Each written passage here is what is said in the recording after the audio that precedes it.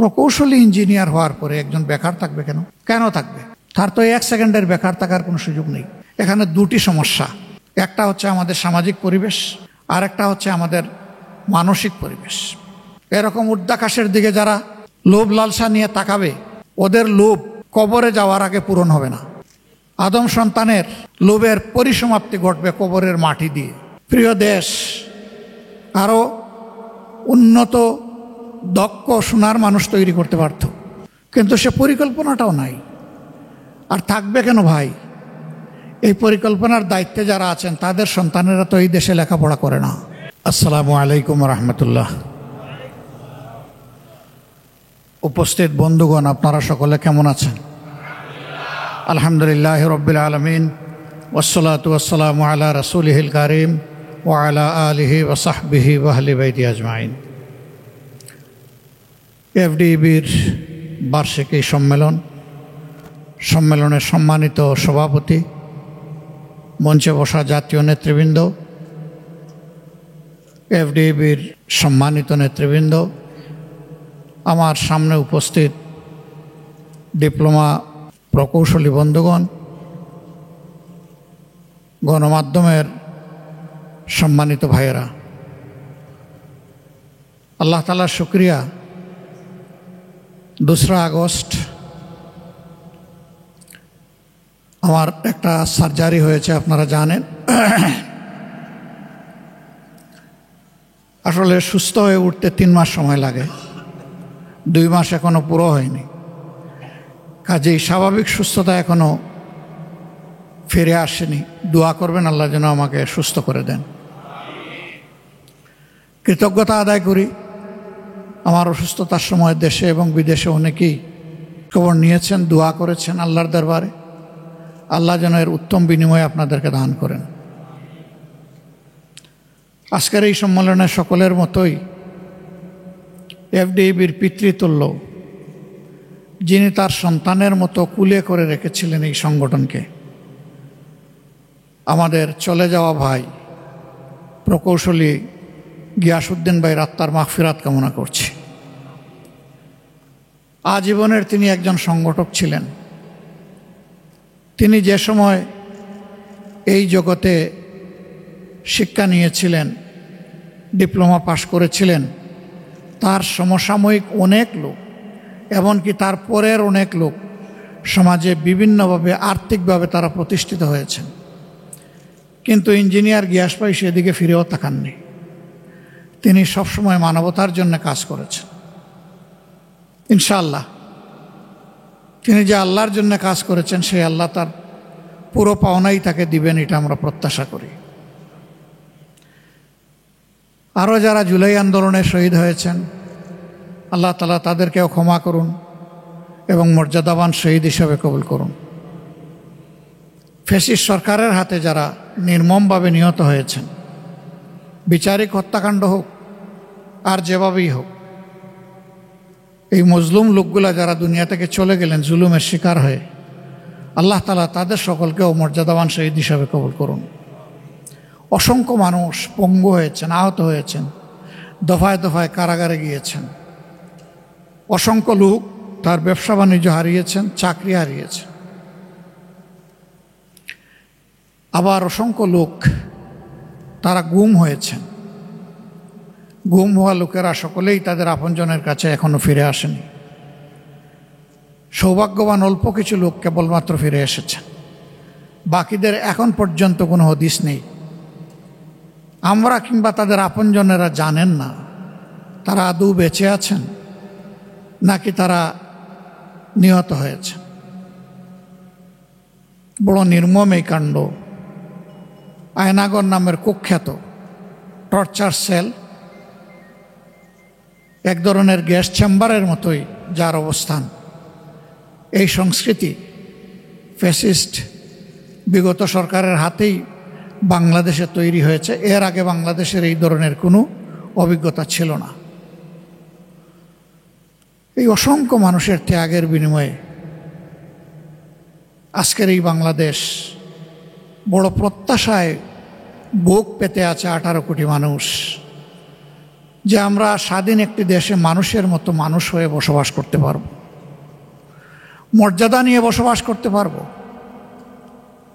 আমার বেঁচে থাকার, আমার সম্মানের এবং আমার সম্পদের নিরাপত্তা থাকবে।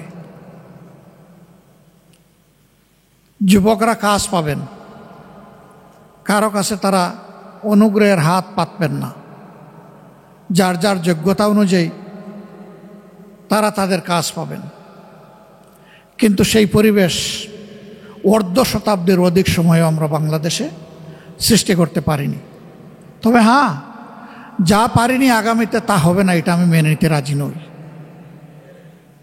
এই না পারার ইতিহাস থেকেই আমাদেরকে পেরে ওঠার ইতিহাস তৈরি করতে হবে ইনশাআল্লাহ। আমাদের গুড়াগলদ, আমাদের শিক্ষা ব্যবস্থা না নৈতিক না বৈষয়িক, কোনো মানের ধারে কাছেও নেই। এই শিক্ষা ব্যবস্থায় মানুষের মেধার অপচয় হয়, সময়ের অপচয় হয়, অর্থের অপচয় হয়। এই সময়, এই অর্থ, এই মেধা বিনিয়োগ করে প্রিয় দেশ আরও উন্নত, দক্ষ, সোনার মানুষ তৈরি করতে পারত। কিন্তু সে পরিকল্পনাটাও নাই। আর থাকবে কেন ভাই? এই পরিকল্পনার দায়িত্বে যারা আছেন তাদের সন্তানেরা তো এই দেশে লেখাপড়া করে না। তাদের সন্তানেরা এই দেশে লেখাপড়া করলে তখন তাদের মাথা থেকে জনকল্যাণমূলক, বাস্তবধর্মী, প্র্যাগম্যাটিক সেই প্ল্যান এবং পরিকল্পনা বের হয়ে আসত। তাদের কোনো দরদ নেই জাতির প্রতি। আমি অবাক, 1,20,000 টাকা যিনি চাকরি পান, প্রতি মাসে 3 লাখ টাকা তার সন্তানের জন্য লেখাপড়ার খরচ মেটানোর জন্য বিদেশে পাঠান। এই টাকা তিনি কোথায় পান? হ্যাঁ, আমাদের সমাজে ওই সমস্ত লোকের শ্বশুর বাড়ি বড় ধনী, বিয়ার সময় ধনী থাকে না, ওনার হাত ধরে শ্বশুর বাড়ির লোকেরা ধনী হয়ে যায়। কারণ জনগণের পকেট এবং কিসমত কেটে অসৎ লোকেরা যে টাকা উপার্জন করে ভয়ে নিজের অ্যাকাউন্টে রাখে না, কারণ এটা দেখাতে পারবে না তারা এর উৎস কি, সে কট হয়ে যাবে। আবার নিজের পিতৃপক্ষের যে আত্মীয় স্বজন আছে তাদের নামেও লেখে না, কারণ ঘরের ভিতরে প্রধানমন্ত্রী অনবরত তাকে উৎসাহিত করেন শ্বশুর বাড়িকে ভাগ্য পরিবর্তনের জন্য। অনেকেই কেঁদে কেঁদে জীবনের এক পর্যায়ে এসে বলেন, আমার আমটাও গেল, আমার সালাটাও গেল। যাদের কাছে তারা আমানত হিসাবে রাখেন তাদেরকেও একটু রিস্ক নিতে হয়। তো তাদের সুবিধাজনক সময় তারা বলে, মিয়া সাহেব, আপনার যান বাঁচানোর জন্য আপনার বোঝা তো আমার ঘাড়ে রেখেছিলেন, আমি আপনাকে চিরতরে ওই বোঝার দায় থেকে মুক্তি দিয়েই বোঝা আমি কবুল করে নিয়েছি, এটি এখন আমার দায়। যেহেতু আমি নিয়েছি, মালিকানাটাও আমাকে দিয়ে দেন, এদিকে আর ফিরে তাকাবেন না। মানসিক ভারসাম্যহীন হয়ে, অপদস্থ হয়ে দুনিয়ায় বাকি জিন্দেগিগুলো তাদেরকে কাটাতে হয়। সম্মানিত ভাইয়েরা, কি হবে এত সম্পদ দিয়ে? খোলা আসমানের নিচে গিয়ে আপনি যদি আসমানকে স্পর্শ করার জন্য হাত উপরের দিকে বাড়ান, আপনি নিঃসন্দেহে ব্যর্থ হবেন, আপনি আসমান স্পর্শ করতে পারবেন না। কিন্তু আপনি যদি নিচের দিকে হাত প্রসারিত করেন, অবশ্যই মাটিতে গিয়ে আপনার হাত ঠেকে যাবে, আপনি মাটি স্পর্শ করতে পারবেন। মানব জীবনের দুটি অবস্থার যে কোনো একটা হতে পারে। হাউ মাচ আই নিড, আমার কত কিছু প্রয়োজন, এইটার কোনো হিসাব কেউ জীবনে মিলাতে পারে না এবং পারবে না। এরকম ঊর্ধ্বাকাশের দিকে যারা লোভ লালসা নিয়ে তাকাবে, ওদের লোভ কবরে যাওয়ার আগে পূরণ হবে না। আদম সন্তানের লোভের পরিসমাপ্তি ঘটবে কবরের মাটি দিয়ে, এর আগে নয়। যারা লোভী, আর যারা ডেডিকেটেড, যারা দেশপ্রেমিক, যারা সামাজিক দায়িত্বকে আমানত মনে করে, তাদের সংজ্ঞাটা অন্যটা। তাদের সংজ্ঞা হাউ মাচ আই নিড নয়, তাদের সংজ্ঞা হচ্ছে without what I can do. কত কিছু ছাড়া আমার চলে আমি দেখব, আমি একটা সাদামাটা জীবনযাপন করব। আমার জীবনে চলাফেরায় আভিজাত্য কিংবা জৌলস থাকবে না। 10টা সাধারণ নাগরিক যেমন চলে, আমার জীবনটাও তেমন চলবে। এরকম সাহসী সিদ্ধান্ত যারা নেয়, তারা অন্তরের পরম প্রশান্তি এবং সামাজিক মর্যাদা সর্বক্ষেত্রে তারা লাভ করে থাকেন। এটা ঠিক কিছু মানুষ সামনে এসে তাদেরকে স্যালিউট দেবে না, কিন্তু অসংখ্য মানুষ অন্তরের ভিতর থেকে তাদের জন্য দোয়া করবে। ওই সামনে এসে যাদেরকে স্যালিউট দিতে গিয়ে নিজের হাত পা ভেঙে ফেলে, এরা কিন্তু আবার সামনে থেকে চলে গেলে গালি দেয় যে কি করবা, তেল তো না মারলে আমার চলে না।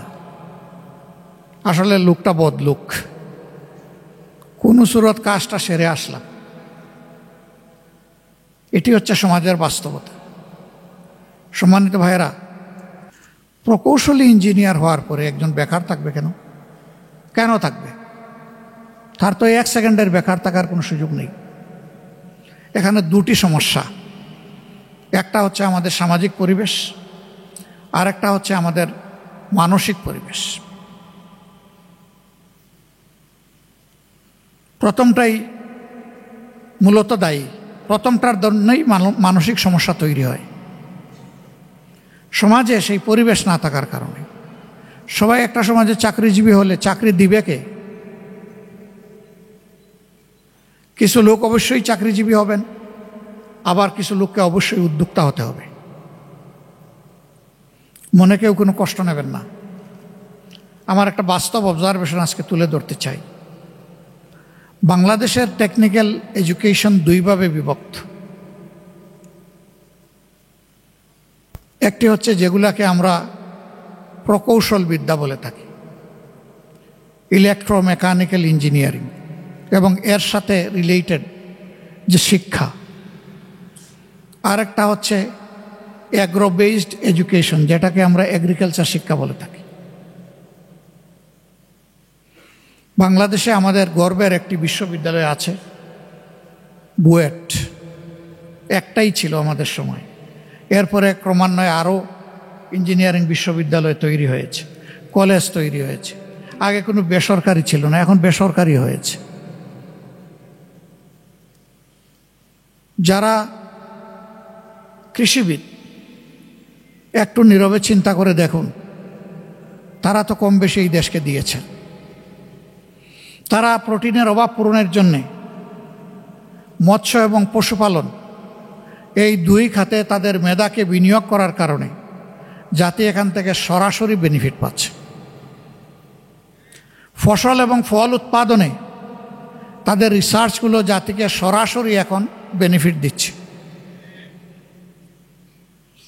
যদি এই ক্ষেত্রে তারা এগিয়ে না আসতেন, বাংলাদেশের মানুষের পেট বিদেশের কাছে ইজারা দিতে হতো। আমি তাদেরকে ধন্যবাদ জানাই। রিসার্চে আরও যদি তাদেরকে উৎসাহিত করা হয়, লজিস্টিক দিয়ে, পর্যাপ্ত ফান্ড দিয়ে, দেশ আরও বেশি উপকৃত হবে ইনশাল্লাহ। কিন্তু আমরা যদি মেধার দিক থেকে দেখি, এইচএসসি পাশ করার পরে আমাদের সময় ট্রেন্ড ছিল প্রথমে বুয়েটে যাবে, না পাইলে মেডিকেলে আসবে, এরপরে এগ্রিকালচারে যাবে, তারপরে জেনারেল এডুকেশনে যাবে, এবং সেখানে প্রায়োরিটি বিশেষে ঢাকা বিশ্ববিদ্যালয়। এই ছিল তখনকার ট্রেন্ড। আন্ডার গ্র্যাজুয়েশনে মানুষ কেমনে কোন দিকে ঢুকবে। তাহলে স্বীকার করতে হচ্ছে যে সবচেয়ে মেধাবী যারা, তারাই গিয়েছেন ওখানে, বুয়েটে বা ইঞ্জিনিয়ারিং বিশ্ববিদ্যালয় কলেজগুলোতে। এই মেধাবীর কাছে কি এই জাতির কোনো কিছু পাওনা নেই? কিন্তু আমরা কি দেখি? আমরা দেখি যে কার্যত একবার একটা মিশুক আবিষ্কার করা হয়েছিল, ওইটা সাস্টেইন হয়নি। ওটাকে দেখলে মনে হতো যে কোন সময় আবার আসমানে উড়া দেয়। খুব হালকা পাতলা একটা যান, পিছনের দিকে লেখা থাকতো, আমি ছুটো, আমাকে ধাক্কা দিবেন না।